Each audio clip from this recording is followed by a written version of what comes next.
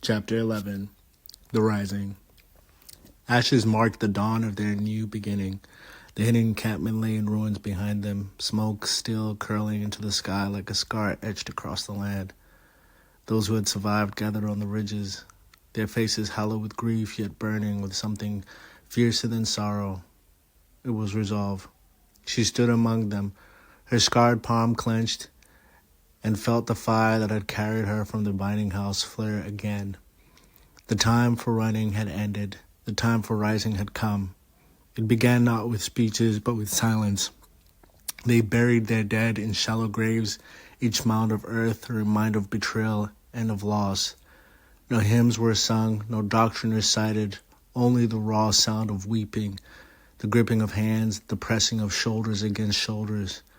In that silence they made their vow. Never again would they hide. If the doctrine sought to crush them, then they would meet it not as shadows, but as a flame. Her voice was the first to break the silence. "We are not broken," she said, her words low but steady. "They would have us believe we are vessels, that we can be emptied and filled at their will. But we are more than that. We are fire, and fire does not bow." The words spread like sparks whispered from mouth to mouth. Some wept anew, others clenched their fists. For the first time, she felt her voice carried beyond her own survival. It carried into the hearts of all who listened, fussing their grief into resolve. The survivors began to train. Spears were carved from spalings, bows stung with fibers, stones gathered from slings. Children learned to move silently through the trees. Women and men learned to fight side by side. A silver-haired woman, once only a leader of wanderers, hardened into a commander of a people determined to stand. Different trained beside her. He always was steady where others flattened, patient where others rushed. He showed them how to brace for impact, how to time a strike when outnumbered. But when his eyes turned to her, it was not with a gaze of commander. It was with recognition, with a quiet promise that she was not alone. In him she found not only a comrade, but a reflection of her own unyielding spirit. Food had become scarce, but resolve was plentiful. They raided settlement stores under cover of night, stealing grain and tools. Hunters became hunted as guards fell to ambushes and ravines. Whispers of rebellion spread through the borderlands, carried by traders, and fugitives alike. The doctrine, once untouchable, began to seem like it could break. Yet with each act of defiance came consequences. Settlements tightened patrols, punishments grew harsher, decrees demanded defectors be executed without trial. But still the fire spread. More runaways found them, drawn by stories of rebellion. The ruins of the hidden encampment became a rallying point, a scar the doctrine could not erase. At night, when the others slept, she often sat apart, haunted by the faces of those lost to the betrayal, by the cries of the children huddled in the dark. Doubt gnawed at her. Was she leading them toward freedom or toward another grave? It was in those nights that different would come to her. He did not speak false comforts. He did not deny the danger. Instead, he would sit close, the warmth of his shoulders steadying hers. One night, when the doubt broke into words, he placed a hand lightly on her scarred palm. "You carry more than you should," he said. "So do you," she whispered back. "That is why we choose to carry it together." In his voice, she found something greater than solace. She found belonging, chosen and free. As the rising gathered force, so too did their bond. One night, as fire flickered low and the wind carried the distant hollow of doctrine patrols, their closeness became something deeper. Their hands touched, lingered, and this time did not part. In the hush of the night, where survival was uncertain and tomorrow unwritten, she chose him. The consummation was not a ceremony, nor was it a demand or a decree. It was a choice. In his arms, she felt what the binding could never grant. Love. Love that was not taken, love that was not forced, but love that she was able to give. And he give in return. The fire between them was not only defiance, but creation.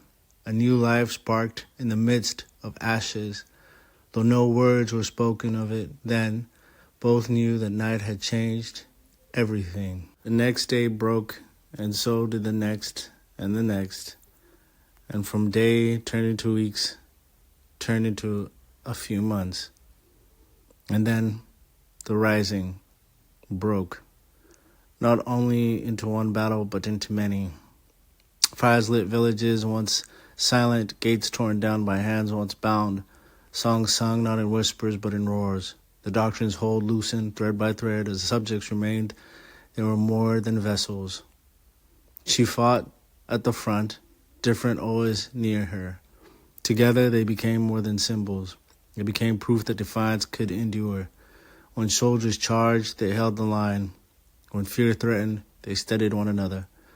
Others began to follow their lead, not just one out of necessity, but out of belief. The silver-haired woman, lifting her spear high, shouted, "We are fire," and the hills echoed with the responses of the fighters. For the first time in living memory, the doctrine trembled, not because of whispers and shadows, but because its enemies now stood in the open, faces unmasked, declaring themselves unafraid, and their numbers were in multitudes. As the battles raged on for what seemed to be weeks, it turned into winter, and now it was closing amongst them, around them, harsh and merciless. Hunger gnawed at all their bellies, frost bit to their skin, yet the fire in their hearts did not dim. Around every fire, voices rose in songs once forbidden. Children learned to chant words of defiance instead of doctrine hymns. And when eyes turned to her, she no longer felt that old fear. She felt the weight of leadership. She also felt the weight and the fulfillment of purpose.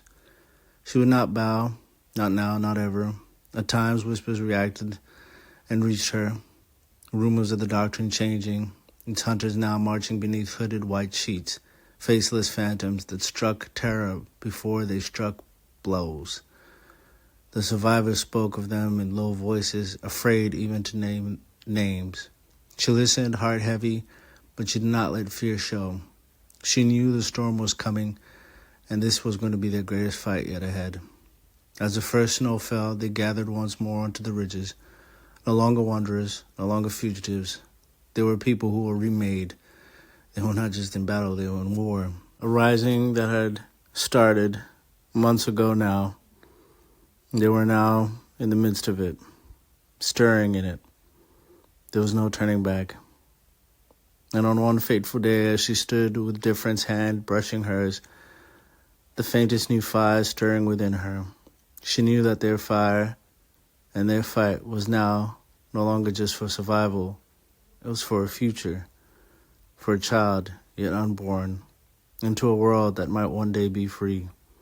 Not just for her, not just for different, not just for the survivors, the wanderers, but for all. It was a future for a child. It was a future for a world. The wind swept across the ridges, carrying their cry into valleys and forests, into villages and ruins. Somewhere the doctrine heard it. Somewhere they were confronted by the hunterers. But now, she did not lower her hand. Different fingers brushed against hers, steady reminding her that this fire was not hers alone.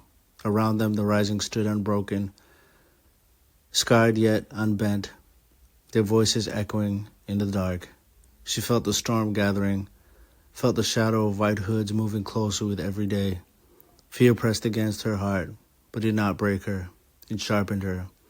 She pressed her scarred palm to her chest and whispered, not for herself alone, but for all who stood beside her, "We will not bow, we will not break. We are fire." Their words became their vow, carried into the breath of every survivor until the ridges trembled with defiance. And as ash rode, the wind and the horizon burned red, she knew the reckoning was near.